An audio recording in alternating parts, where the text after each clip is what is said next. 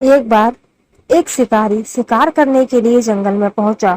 उसने अपने तीर पर बहुत ही खतरनाक जहर लगाया और शिकार को निशाना बना करके उसने तीर को छोड़ा, लेकिन उसका तीर चूक गया और तीर एक पेड़ पर जा लगा। वह पेड़ बहुत ही हरा भरा और बहुत सारे तोते उस पेड़ पर रहते थे।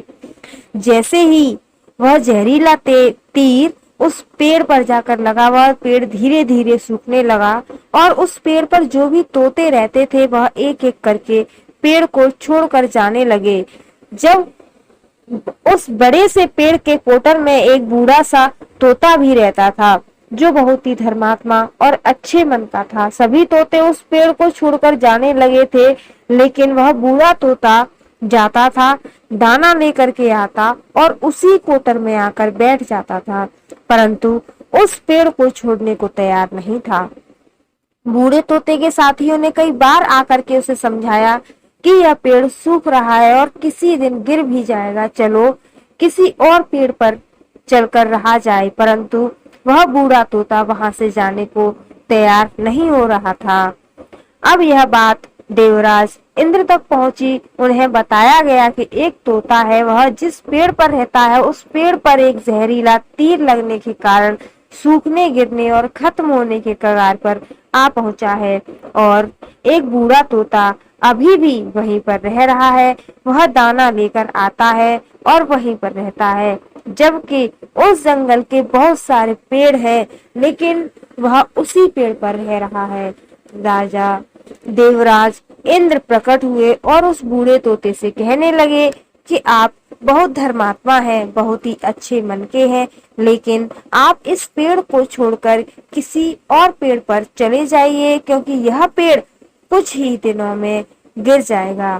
तालाब के पास में बहुत से बड़े बड़े हरे भरे पेड़ हैं, बड़े बड़े कोटर हैं, उन पेड़ों पर फल भी लगे हुए हैं, उन्हें वहीं पर तोड़कर खा सकते हो, परंतु यहाँ से आप चले जाइए। तोता बोला, माफ कीजिए, इस पेड़ ने मुझे जीवन दिया है, शिकारियों से मेरी रक्षा की है, हर मौसम में मेरे साथ रहा है, ये कोटर मेरा घर है, यहाँ मैं पला बड़ा हूँ, इस पेड़ को मैं छोड़कर कैसे जा सकता हूँ? इस पर संकट आया है तो क्या मैं इसे छोड़कर चला जाऊं? ऐसा कभी नहीं कर सकता। देवराज इंद्र तोते के इस बात से बहुत ही प्रसन्न हुए। उन्होंने तोते से कहा, मैं आपके इस बात से बहुत खुश हूँ, मांगो जो आपको मांगना है। उस बूढ़े तोते ने कहा, मुझे बस इतना मांगना है कि जिस पेड़ ने मुझे जन्म दिया, जहाँ मैं रहा पला बढ़ा, जिसे आप मेरा जन्मभूमि कह रहे हो, आप इसे फिर से वैसा ही हरा भरा कर दो जैसा यह पहले था।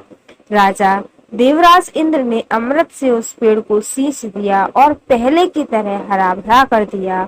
अब वापस से उस पेड़ पर आकर के बाकी तोते रहने लगे। वह बूढ़ा तोता कुछ समय तक और जिंदा रहा, फिर उसकी मृत्यु हो गई और स्वर्ग को चला गया। यह कहानी हमें सिखाती है कि जब भी किसी इंसान पर बुरा दौर आता है तो इमोशनली वह टूटा हुआ होता है, उसे किसी के सहारे की जरूरत होती है, किसी की आवश्यकता होती है। अगर आप ऐसे समय में उसे छोड़कर चले जाएंगे, उससे बात नहीं करेंगे, मुंह मोड़ लेंगे, तो आपसे बुरा कोई नहीं, क्योंकि आप किसी के सुख का साथी बने या ना बने, लेकिन आपको हमेशा किसी के दुख का साथी जरूर बनना चाहिए। इसीलिए जिस तरह से तोते ने दुख के समय में उस पेड़ का साथ नहीं छोड़ा, यानी कि जब उस पेड़ पर मुसीबत आई थी उस समय तोते ने उस पेड़ का साथ नहीं छोड़ा, उसी तरह से हमें भी दुख में पड़े हुए किसी व्यक्ति का साथ नहीं छोड़ना चाहिए। तो स्टोरी कैसी लगी कमेंट बॉक्स में जरूर बताइएगा और स्टोरी को लाइक कीजिए, शेयर कीजिए और चैनल को अगर अभी तक सब्सक्राइब नहीं किया है तो प्लीज चैनल को सब्सक्राइब जरूर कीजिए। Thank you for watching.